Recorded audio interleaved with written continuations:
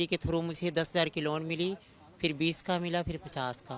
ये देख के बहुत खुशी हुई है कि अब सरकार भी जो ट्रांसजेंडर कम्युनिटी है, हमारी जो कम्युनिटी है, उनके लिए कुछ सोच रही है। आज जब ये प्रधानमंत्री से बात हुई है तब हमको ये प्रेरणा मिलती है कि हाँ, हम समाज से अलग नहीं हैं, हम भी समाज का अब एक हिस्सा बन रहे हैं। Interaction between PM Modi and Mona was so nice that I totally feel that this is a next step towards a better India. आज देश के प्रधानमंत्री से आपकी बात हुई, कैसे लगा? बहुत अच्छा लगा, प्रधानमंत्री जी से बात हुई, मुझे बहुत खुशी मिली। मैं कभी सोच भी नहीं सकती थी कि उनसे मेरी बात होगी।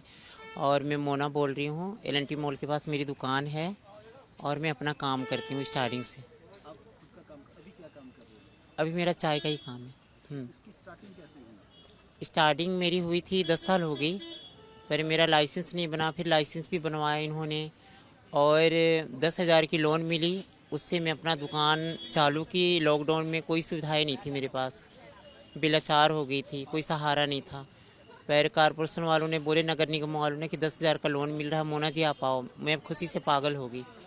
वो फिर प्रधानमंत्री के थ्रू मुझे 10,000 की लोन मिली, फिर 20 का मिला, फिर 50 का। लोन लेके शुरुआत हुई। हाँ जी। आपका जो किन्नर समाज के लोग हैं वो तो ये काम नहीं करते कि इन्हें क्या करते हैं? नहीं, वो बहुत खुश थे मेरे काम लेके, बोले मोना जी आप काम करो, अच्छी बात है। मैं लोगों को ये कहना चाहती हूँ कि प्रधानमंत्री का धन्यवाद करें, उनका शुक्रिया करें और देश को चला रहे हैं, उनका हम आभारी हैं, उनको हम कोटि कोटि धन्यवाद करते हैं। आज ये देख के बहुत खुशी हुई कि हमारे जो माननीय प्रधानमंत्री नरेंद्र मोदी जी है, उन्होंने एक किन्नर के साथ में वार्तालाप की, उनके जीवन के विषय में, उनके रोजगार के विषय में पूछताछ की। ये देख के बहुत खुशी हुई है कि अब सरकार भी जो ट्रांसजेंडर कम्युनिटी है, हमारी जो कम्युनिटी है, उनके लिए कुछ सोच रही है और उनके जो भी इश्यूज है या जो भी उनका वैवाहिक जीवन के लिए है, जो लाइवलीहुड जीवन के लिए जो परेशानियां आती है उसके तरफ में वो ध्यान दे रही है।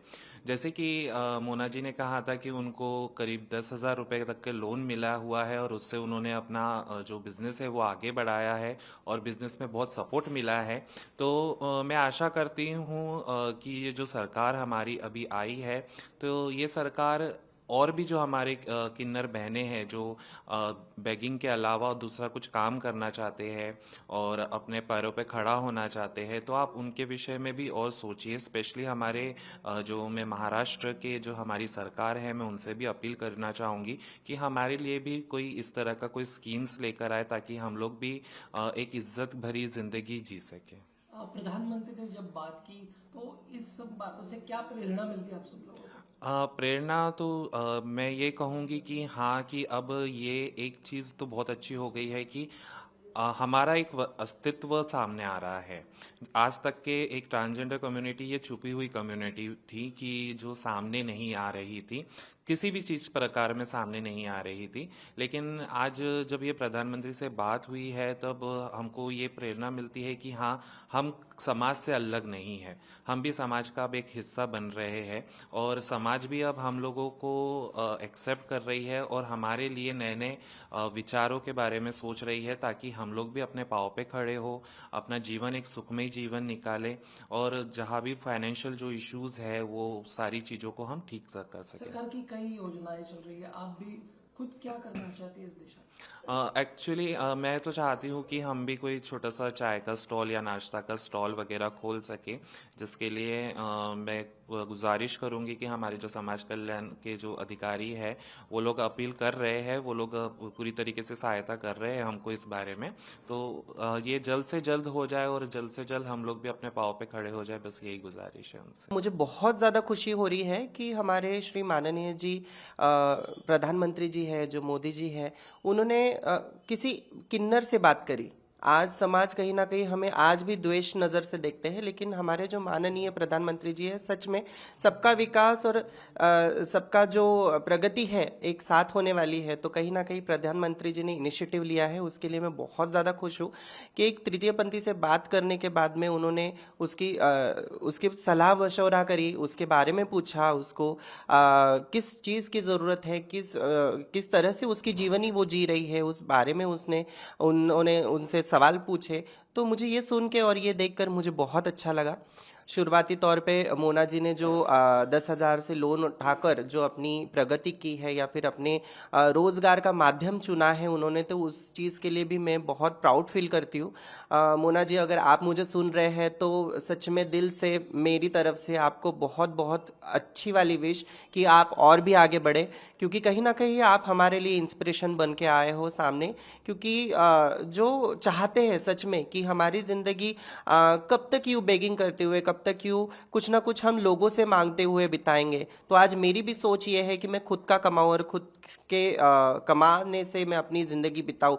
तो कहीं ना कहीं आप मेरी इंस्पिरेशन हैं, और मैं भी चाहती हूँ कि कहीं ना कहीं मेरा भी एक अच्छा खासा बिजनेस हो जिसमें मैं खुद की कमाई खुद के तरह से खुद के जीवन में लगाऊँ और उसकी कोशिश करूँ कि वो प्रगत देश की प्रगत मैं किन्नर बनूँ।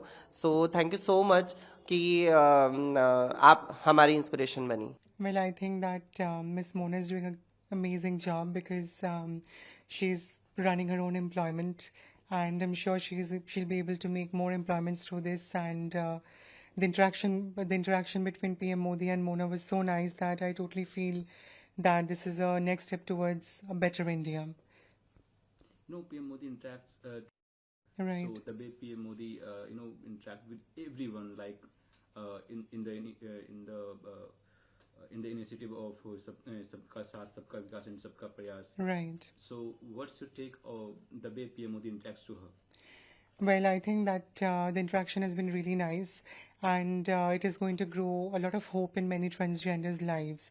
Because what Miss Mona has done is nothing but mere employment, and it's going to give hopes to million other transgender and trans women in the country to start their own businesses and make an employment for themselves.